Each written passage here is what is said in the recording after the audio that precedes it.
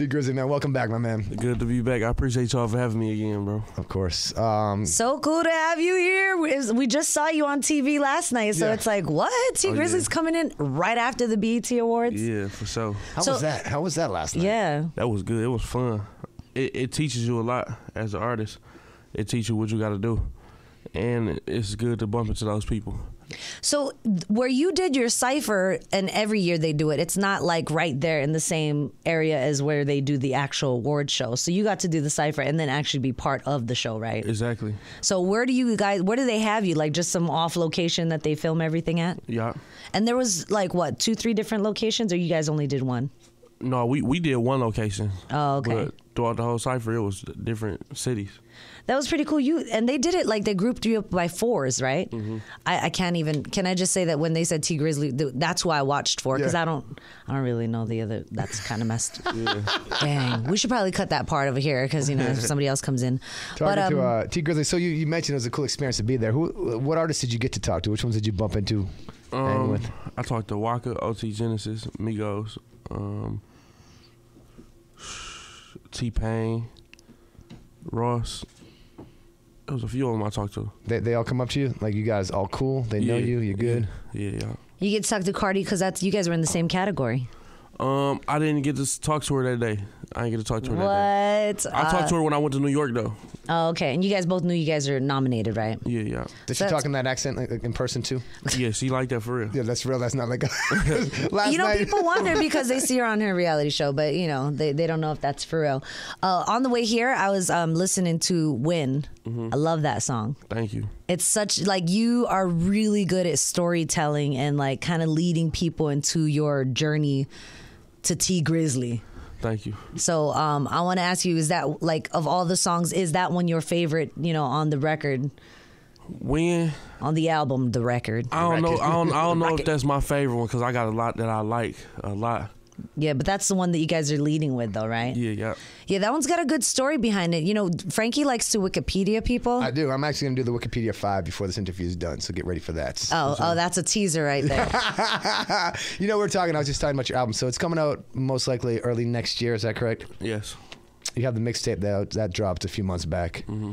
What's the difference between a mixtape? We're just talking about this. Singles, mixtapes, and albums. The difference between a single, mixtape, and an album. Okay. For like an artist, from an artist standpoint. Where you want to start? Single, mixtape, or album? Start with a single. Okay, single. That's a song off the album. Yeah. Or a song off the mixtape to let you know how either one of them is going to perform before you put it out. Or it could be just a song that you feel like is just so hard you don't want to hold that back. You just want to throw it out there. That's like D to the A. D to the A was so hard. I'm like, I don't even want to hold this in. I just want to throw it out there. Yeah. A mixtape is like a body of songs that you went in there and put together. You know what I'm saying? Like, it's still your work. It's still good work. But them album songs are just like, okay, these are songs I put my all into. I got all of my faith in these songs. I feel like if somebody go buy my album, this is what I want them to hear. Mixtape, oh yeah, that's just what I put together for my peoples, for my fans. So for regular folks like you and myself who are not rap artists, it sounds like the mixtape is the Costco sample of the album. Right. You're gonna sample a little bit of what he's about, and then the album's like the bangers. Right. Did you get to pick the single, or did you guys have to kind of was it a consensus of folks that said, okay, this is the one, or was it up in the air which single you guys were gonna pick to lead with? I picked the singles. Oh, okay, that's good that you have that say in it. Sometimes, we talk to folks and it's like, yeah, this is the one that they felt was the lead in it. I like it a lot. I do like it. What is the process like for you now? Because you're busy. I mean, you're blowing up. So, I mean, you're busy. You're all over the place. What is the process now as far as music making? The process is the same. It hit me out of nowhere. Like right now, for example, I'm not getting it right now, but I will come up with some lyrics right now, or listening to other artists, I would come up with something and get inspired by that. It's the same. I still write it in my head and all that. The thing is, I'm so busy right now that I'm not able to do it as often as I was. Yeah, we don't know, we don't know how that is. Like, we know that you put together the work. Now you have to grind and promote the album.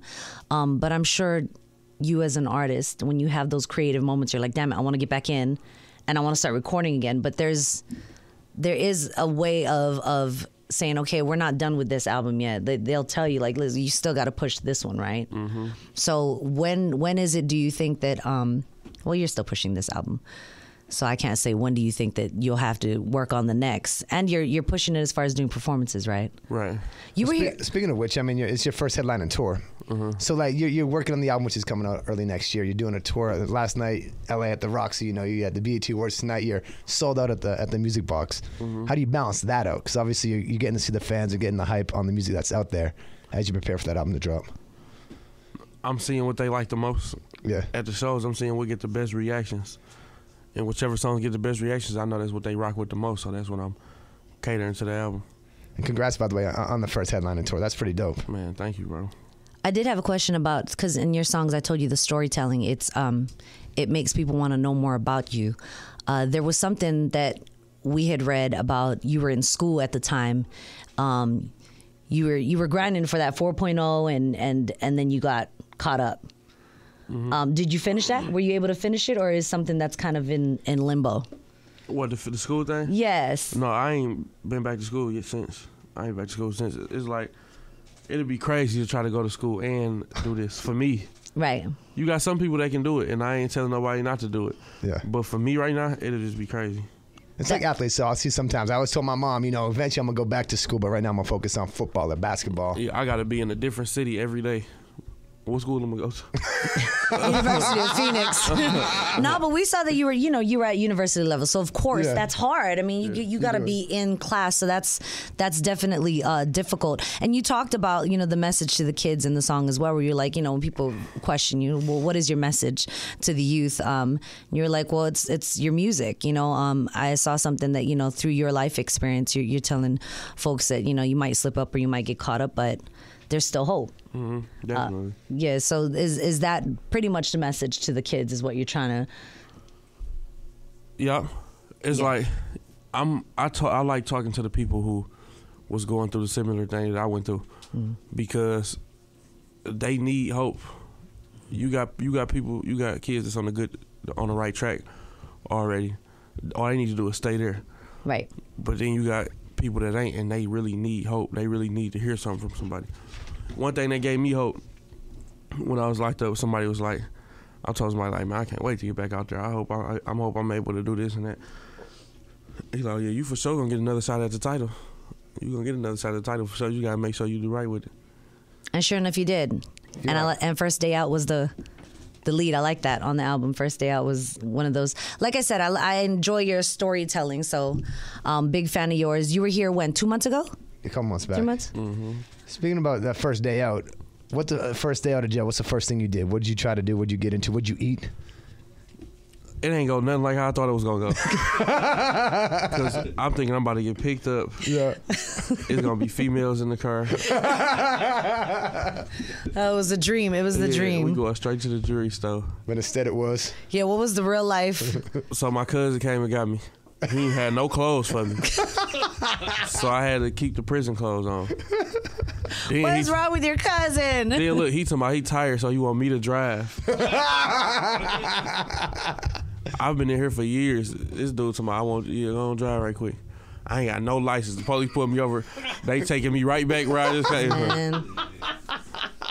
You know, we just had somebody else in here recently, and they were talking about, you know, that life. He was like, you know, yes, I was about that life. Now I'm about this music. And he was saying that, you know, he does have company that he's tried to kind of eliminate. And you talk about that, where it's like some people you kind of don't want to have around anymore because they expect some from you that you don't do anymore. You're not into that anymore. Is that something that you had to do with yourself? Like check your surroundings. Who's around? Who's kind of just there to be there to catch a break, and who's trying to lead you down the wrong path? It'd be hard because some people play their role so good, so it'd be hard. So you can't really never go off who right and who this. You got to go off who you want around.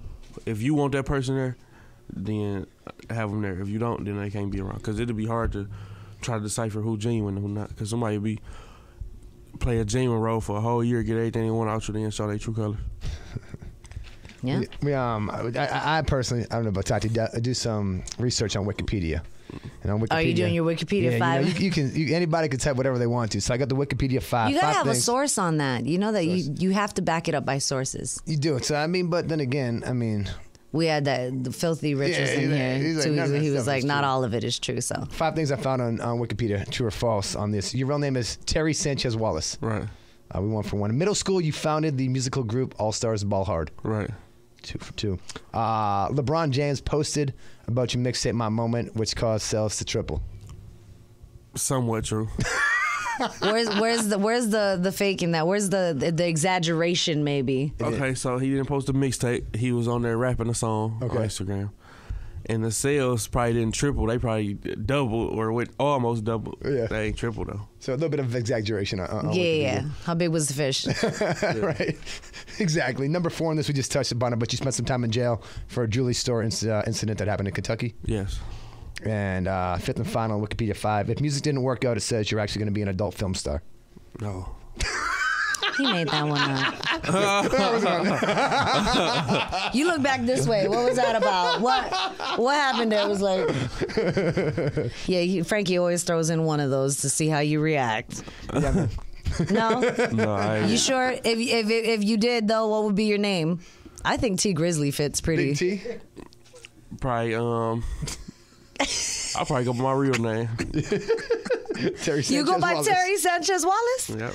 That is OG right there for real. Terry Sanchez Wallace. Well, my dude, we appreciate you. Single, of course, win, dope record. Tati, I walked in, she was like bumping it in. I like it. Right. Yep. Bumping it off her phone so loud, we thought it was coming through the speakers. Is how loud she I was. got pushing it. titles, so I always punch in and make sure I listen to who's coming in the studio and Right. what they're all about. And we appreciate it. It's good music. Thank you. I appreciate y'all. And we're excited for the album to drop next year. And of course, first and foremost, right now, congrats on the tour. Yes. We don't want to jinx it, but it's been selling pretty damn well, is what I'm being told. Yeah, it's been sold out a couple times. This is you headline too. This isn't you know, for anybody else. This is all you, right? Yeah. Congratulations. Thank you. T Grizzly, JAMN 95.7. Thank you for coming on through, my dude. Appreciate y'all for having me, man. You gonna get picked up with some girls now in a car? I How's know that gonna work? I'm gonna relive that moment one of these days. Because it came in a hoopty. You gotta get a close up on that new piece he's got. Oh yeah. I just asked him when he came in. I was like, dude, that's like a 3D. Like, that's funny. It has a fish in it in his mouth too. Is that a Rasta fish? That's like a salmon, I think. Are you sure? It's red, yellow, green. No, it's pink too, and blue. Oh, I do see the pink. You know how the fish, you know how on the scales it be having a rainbow on there? Yep. It got like iridescent Where'd you get scales that? on it.